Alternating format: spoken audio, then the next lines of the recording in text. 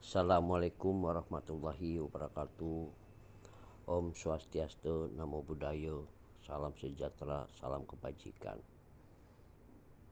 Salam sehat bagi semua customer Mimels, dimanapun Anda berada. Saya Yunasul Yusar, Sarjana Hukum, sedikit ingin menyampaikan adanya beberapa pihak, mereka-mereka yang mencoba untuk kontra terhadap Mimes, mempersoalkan Mimes sampai mengajukan permohonan PKPU dan 10 kali ditolak. Kenapa ditolak? Karena tidak memahami bagaimana dan apa yang terjadi hubungan hukum antara Mimes dan customer. Dan ada juga yang mengajukan gugatan wan prestasi. Saya ingin supaya teman-teman semua customer untuk berpikir cerdas. Karena apapun yang Anda lakukan itu adalah hak Anda, silahkan. Anda mau mengajukan lapor polisi, silahkan. Anda mau gugat perbuatan melawan hukum, silahkan. Anda ajukan wan prestasi, silahkan. Dan juga pengajuan permohonan PKPU, ya silahkan. Tapi saya minta Anda untuk berpikir 10 kali. Apapun yang Anda lakukan itu ada konsekuensinya. Bayangkan ketika Anda mengajukan gugatan permohonan PKPU, kemudian ditolak. Lalu Anda masih mengharapkan sesuatu dari Mimes. Nah, apa Anda tidak malu? Saya tidak perlu panjang lebar menjelaskan tentang soal Anda tidak malu. Itu semua orang akan mengerti. Nah, sekarang kita berbicara masalah wan prestasi. Gugatan wan prestasi ini harus atau pada dasarnya mengandung unsur perbuatan melawan hukum. Baik itu gugatan wan prestasi ataupun gugatan perbuatan melawan hukum. Dan gugatan wan prestasi ini di dalamnya memang tetap harus ada perbuatan melawan hukum. Ada perbuatan melawan hukum. Nah, sementara wan prestasi ini bertumpu kepada perbuatan melawan hukum, dan perbuatan itu diimplementasikan dalam bentuk kerjasama, dan kerjasama ini diikat dengan sebuah perjanjian. Jadi objeknya dalam wan prestasi ini adalah perjanjian. Nah, wan prestasi ini apa? Yaitu cedera janji. Si A menjanji, si B menerima janji. Lalu si A tidak menepati, si B menuntut atas ketidaktepatan janjinya itu. Nah, namun semua harus terukur, ya. Misalnya tidak melaksanakan prestasi yang diperjanjikan sama sekali. Atau artinya debitur benar-benar tidak melaksanakan kewajiban prestasinya dalam perjanjian kontrak. Nah, di sini bahwa wan prestasi harus setidaknya terdapat satu perbuatan. Salah satunya tidak melaksanakan prestasi yang diperjanjikan. Artinya debitur benar-benar tidak melaksanakan kewajiban. Sekarang apakah kalau dikaitkan dengan Mimes, apakah Mimes ini sebagai debitur? Jelas bukan.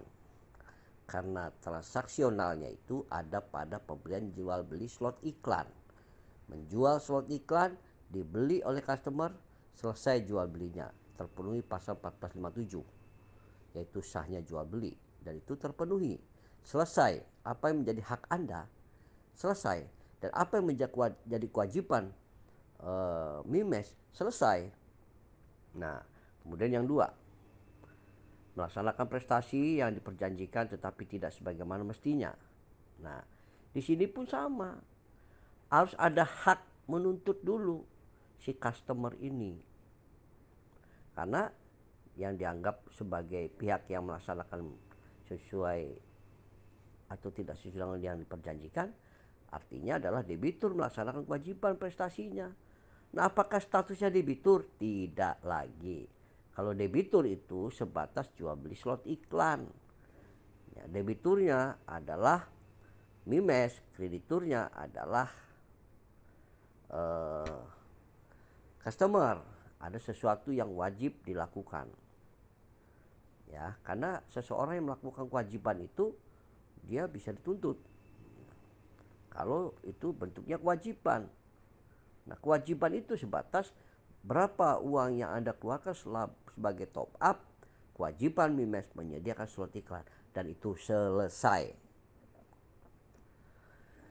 Ada lagi, uang prestasi itu bila mana prestasi yang diperjanjikan dia laksanakan tetapi tidak tepat pada waktunya. Itu pun juga gugur semua karena semua yang menjadi transaksional itu bukan pada saat pemberian reward. Transaksionalnya itu adalah pembelian jual beli slot iklan. Nah, reward itu diperoleh berdasarkan ketentuan, memenuhi syarat Omnas, memenuhi hari kerja, memenuhi ini, memenuhi itu. Dan reward itu sifatnya hadiah, pemberian. Ya. Pemberian itu sesuatu yang melekat, mengikuti. Ketika yang diikuti sudah terpenuhi syarat-syaratnya, ya, yang itu adalah sifatnya sekunder, tidak lagi sesuatu yang menjadi dasar untuk dilakukan tindakan-tindakan. Nah, jadi begini ya. Sekarang kita coba fokus kepada MIMELS dengan customer. One prestasi itu objeknya adalah perjanjian. Nah, perjanjian ini harus dalam bentuk tertulis. Dan tertulis ini harus mempunyai nilai bukti otentik. Bukti otentik itu harus di hadapan notaris. Ya, di hadapan notaris atau dikeluarkan oleh pejabat pemerintah. Itu otentik. Nah, otentik itu mempunyai nilai bukti sempurna, baik itu bukti material maupun formil. Formilnya bahwa itu dikeluarkan oleh pejabat pembuat akta. Ya, itu notaris. Materialnya, isinya diakui oleh dua belah pihak. Nah, kalau kita main gugat one prestasi dengan objek yang masih debatable. Kenapa saya katakan debatable? Karena perjanjian antar customer dan MIMES ini dua belah pihak mengikatkan diri dalam suatu perjanjian yang tidak terautentikasi, tidak melalui notaris dan sepakat patuh dan tunduk kepada aturan main, syarat dan ketentuan, ya. Selesai. Nah, Anda tidak persoalkan, Anda tidak meminta supaya dinotariskan. Dan lagi juga Memes nggak mau pusing. Kalau Anda minta macam-macam ya sudah, nggak usah jadi anggota atau nggak usah ikut sebagai customer karena tidak ada paksaan di sini. Nah, kalau ketika Anda ingin persoalkan, tidak bisa dengan langsung mengajukan gugatan. Kalau Anda mengajukan gugatan, membuktikan ini perjanjiannya, term of condition seperti ini, syarat dan ketentuan seperti ini. Lalu si tergugat mengatakan, bukan itu, yang ini yang benar. Nah, bagaimana? Sementara sifat hukum perdata, peradilan perdata itu bersifat hukum privat. Kepentingan dua belah pihak. Hakim tidak punya kepentingan. Dia hanya melihat bukti-bukti yang diajukan. Ketika bukti dari pihak penggugat diajukan dan pihak tergugat tidak mengakui bukti yang diajukan, maka gugur. Karena dalil tidak didukung oleh bukti-bukti yang sempurna. Karena bukti sempurna itu otentik dari notaris, karena bukan dari notaris sehingga dianggap bukan bukti sempurna. Kalau bukti itu diajukan dan bukan bukti sempurna, harus ada pengakuan dari pihak lawan, dari tergugat. Kalau tergugat tidak mengakui, maka bukti itu tidak dapat dipakai. Harus diuji dulu. Cara mengujinya ya dilakukan proses di luar peradilan dulu. Nah, dalam Undang-Undang Nomor 8 Tahun 99 Perlindungan Konsumen, di mana ada Badan Penyelesaian Sengketa Konsumen, diajukan dulu ke BPSK atau paling tidak KBMI pun, karena salah satu maksud dan tujuannya juga mengacu kepada Undang-Undang Nomor 8 Tahun 99 Perlindungan Konsumen. Silakan minta pendapat dari KBMI dulu, dijembatani dulu. Sama seperti orang mengajukan protes masalah gaji ke Depnaker dulu, ke BP berapa tuh, 7 ya, BP 7 dulu. Nah, terus setelah itu ada rekomendasi baru gugatan ke PHI atau orang mau cerai, ya kan, pegawai negeri salah satu pihaknya, selesaikan dulu secara kedinasan, baru ajukan cerai. Nah, misalnya kasus-kasus lain yang sifatnya lex spesialis, derogat lex generalis, hukum khusus, karena undang-undang eh, nomor 14 tahun 2007,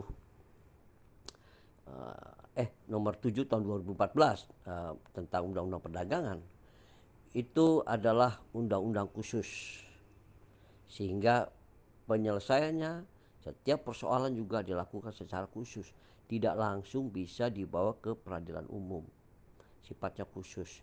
Dan hakimnya pun bukan hakim umum, sifat hakimnya hakim ad hoc. Nah, disinilah saya minta kepada saudara-saudara atau customer semua dimanapun Anda berada. Saya tidak a priori bagi Anda yang mengajukan gugatan, silahkan. Tapi ingat, jangan sampai Anda menyesal. Bagaimanapun juga, sampai hari ini Mimes masih menunjukkan dirinya dengan segala aktivitasnya, manajemennya, segalanya, dan masih berada di lingkaran kita. Kenapa kita tidak melihat secara jernih? Soal keterlambatan itu masalah teknis. Saya pun juga melihat, dan memang kekecewaan itu ada.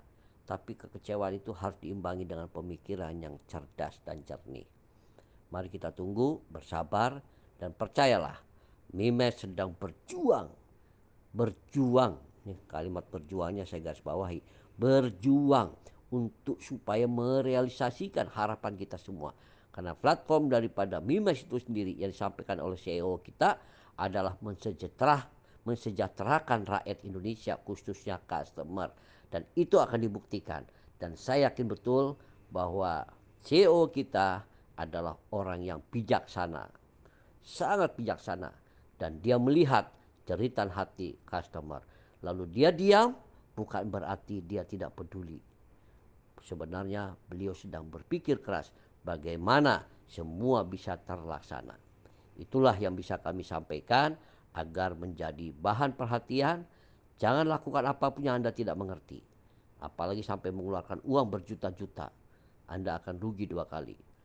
Dan menunggu tidak membutuhkan biaya. Tunggu dan percayalah.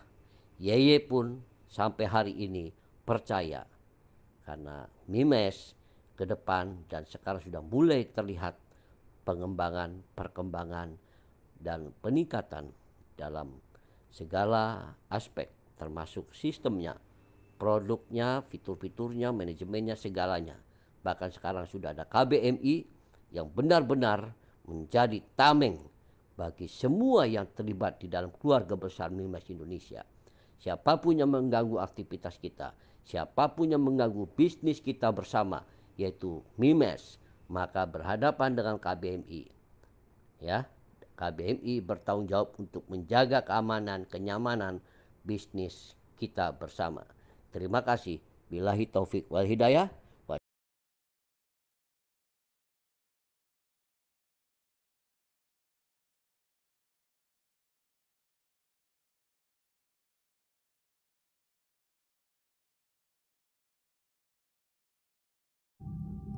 Halo teman-teman sahabat Mimes, jangan lupa like, komen, dan subscribe. Terima kasih.